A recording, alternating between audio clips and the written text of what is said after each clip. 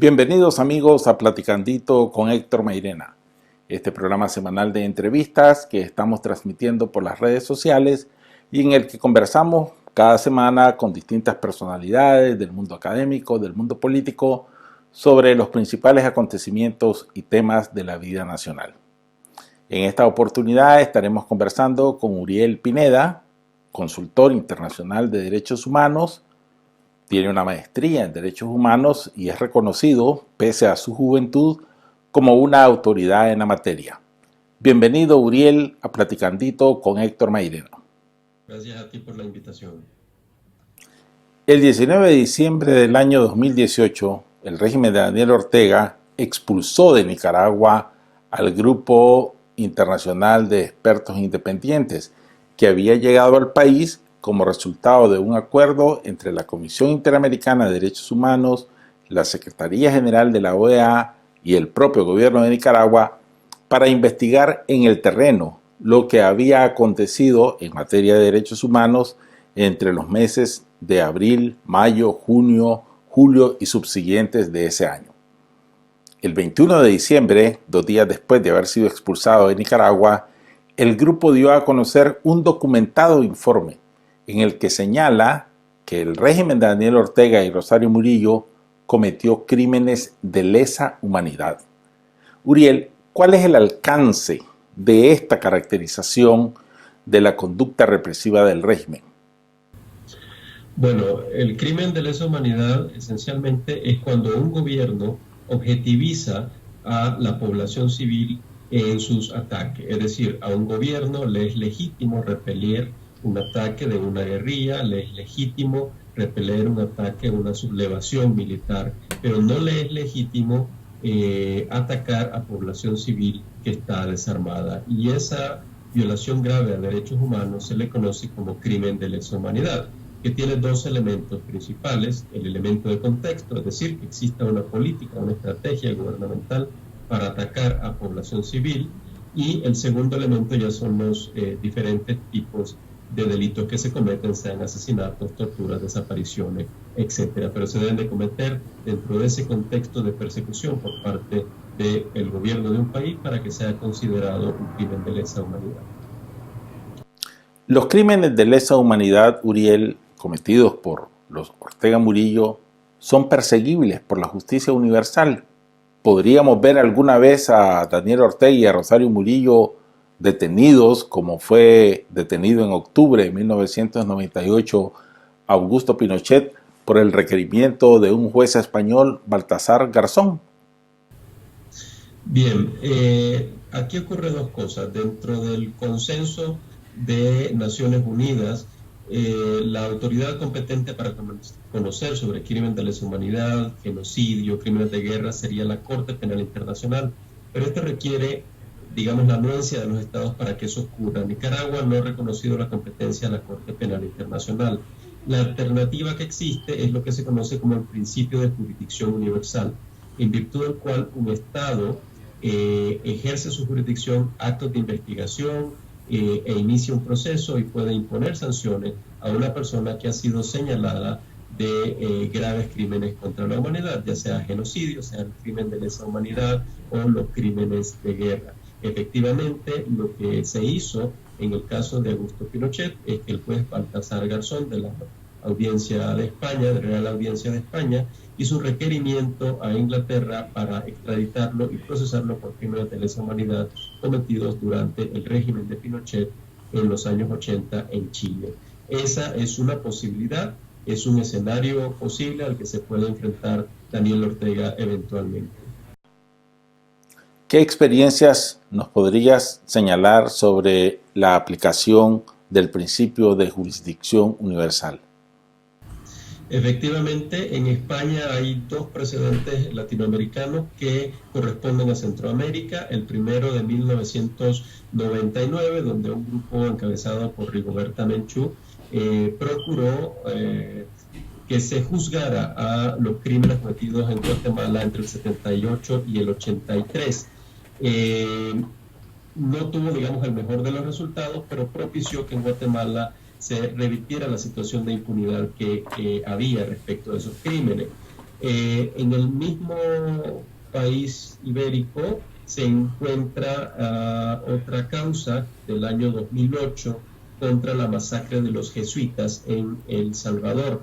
Esa causa también dio pie a que se revirtiera la situación de impunidad que existe en El Salvador respecto de esa masacre. Se hicieron actos de investigación y a pesar de que todavía no hay, resoluciones judiciales relevantes en este sentido, se espera que próximamente, y el nuevo gobierno impulsa esta dinámica en El Salvador, esta situación finalmente logre justicia. Pero además, eso es desde el lado español respecto hacia América Latina.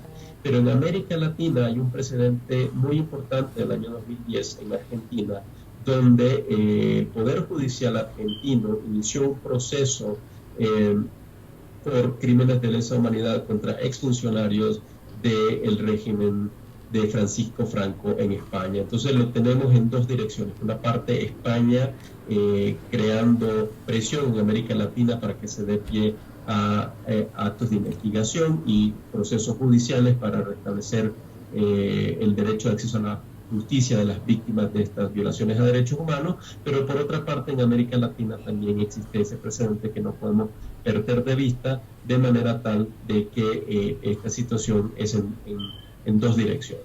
Cualquier régimen, cualquier país que haya cometido este tipo de violaciones a derechos humanos está sujeto, digamos, al principio de jurisdicción universal. ¿Y en América Latina hay otras experiencias al respecto? Bueno, ciertamente no es una dinámica que esté presente en la mayoría de las constituciones o las leyes orgánicas de los poderes judiciales como está expresamente en España. Sin embargo, lo que ha servido como un elemento es que este principio de jurisdicción universal es una costumbre internacional y eso es lo que justamente alegó y utilizó en el caso argentino, de manera tal de que cualquier país de la región latinoamericana, atendiendo a esta costumbre internacional y a otros principios del derecho internacional, podría eventualmente iniciar actos de investigación para entablar procesos judiciales contra Daniel Ortega y sus, cómplices en estos delitos de crímenes de lesa humanidad. Los principios constitucionales modernos plantean la independencia de los poderes judiciales. Esto significa, en la realidad, Uriel, que los jueces pueden abrir causas sustentándose en el principio de jurisdicción universal, independientemente de la orientación política de los gobiernos de esos países. Efectivamente, en España lo hizo a título personal Baltasar Garzón y algo similar, una dinámica similar podría ocurrir en América Latina, sobre todo en los países donde se cuenta con mayor solidez institucional por parte de los poderes judiciales. ¿Y cuál ha sido hasta ahora la experiencia en estas causas abiertas, sustentadas en principios de jurisdicción universal, tanto en el tiempo, son prolongados, son cortos, y en tu opinión, qué impacto adicional tienen más allá si se logran condenas o no? Bueno, normalmente son procesos que duran varios años y no solo que duran varios años, sino que los resultados, si haces una sumatoria, son adversos. Es decir, si bien no logran prosperar con una sentencia condenatoria, que es lo deseable, logran hacer algo muy significativo y muy importante, y es abrir el debate internacional y forzar a los países donde se cometieron estos crímenes a que adopten medidas y a que la situación de impunidad sea revertida. Yo creo que esa debe ser la estrategia a la que hay que apuntar más allá de esperar un proceso penal que condene a Daniel Ortega. Es decir, llegar al punto donde en Nicaragua empiece a cambiar la situación de impunidad es sumamente valioso, y no solo eso, sino que también establecer un proceso de jurisdicción universal puede propiciar que la democracia en el país sea restablecida a la brevedad. Las fuerzas democráticas en Nicaragua han planteado el compromiso que en el post-orteguismo no habrá impunidad.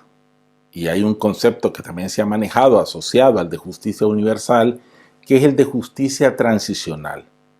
¿Cuál es el vínculo entre estas dos categorías? No hay un precedente de aplicación de justicia transicional sin transición democrática. ¿Qué quiero decirte con esto? Que primero el gobierno tiene que salir para que se den las condiciones del establecimiento de tribunales o de investigaciones para descubrir la verdad en Nicaragua y procesar a los responsables. Hay una tercera vía, por así decirlo, que se está tratando de articular en la región.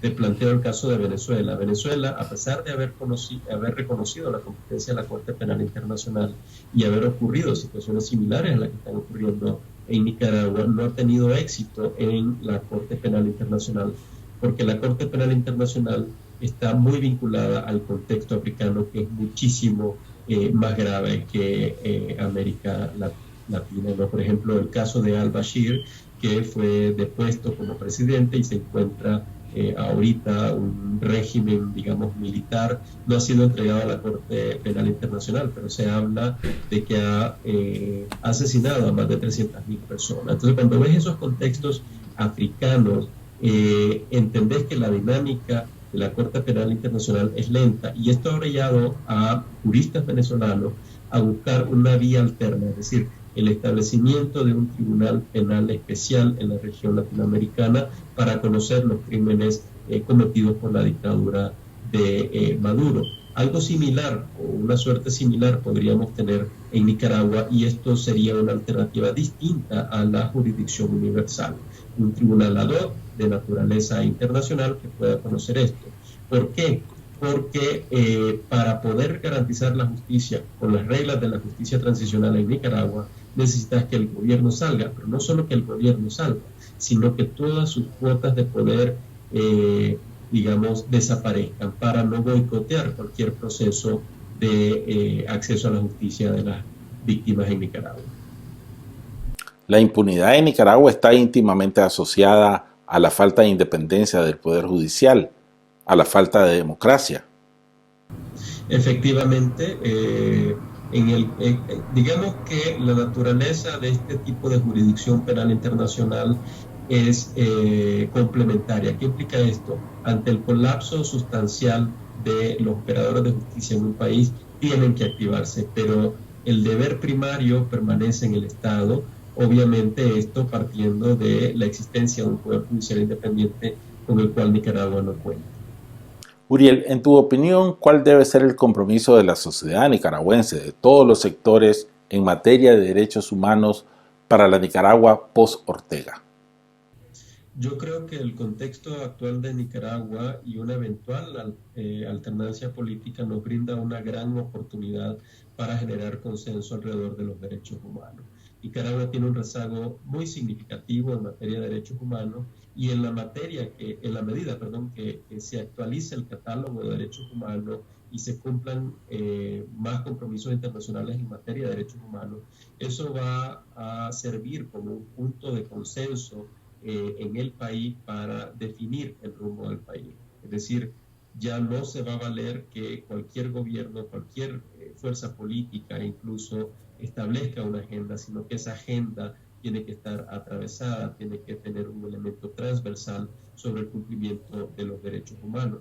Y eso, por una parte, está muy bien, porque nos va a permitir generar consensos en amplios sectores de la sociedad y le va a dar menor margen de acción al gobierno de turno, lo que nos va a permitir una convivencia democrática más sólida. Entonces, esta crisis de derechos humanos que enfrenta Nicaragua, que dicha sea de paso es la más grave de nuestra historia en tiempos de paz, va a servir para que la clase política y la población en general le apueste a los derechos humanos, que sean los derechos humanos, el respeto a los derechos humanos y el cumplimiento a los derechos humanos lo que guíe no solo el actuar del gobierno, sino la agenda estatal en Nicaragua. En efecto, el compromiso inequívoco del respeto absoluto a los derechos humanos debe ser un compromiso claramente establecido por todas las fuerzas democráticas en Nicaragua, porque solamente así podremos construir una Nicaragua en paz en la que no haya impunidad, en la que haya justicia. Y eso será posible una vez que salgamos del orteguismo. Porque al final todas las dictaduras caen, siempre caen, y el orteguismo no será la excepción. Entonces construiremos esa Nicaragua en paz, democracia y con absoluto respeto a los derechos humanos. Nos vemos, amigos, en la próxima edición de Platicandito con Héctor Mairena. Hasta la próxima.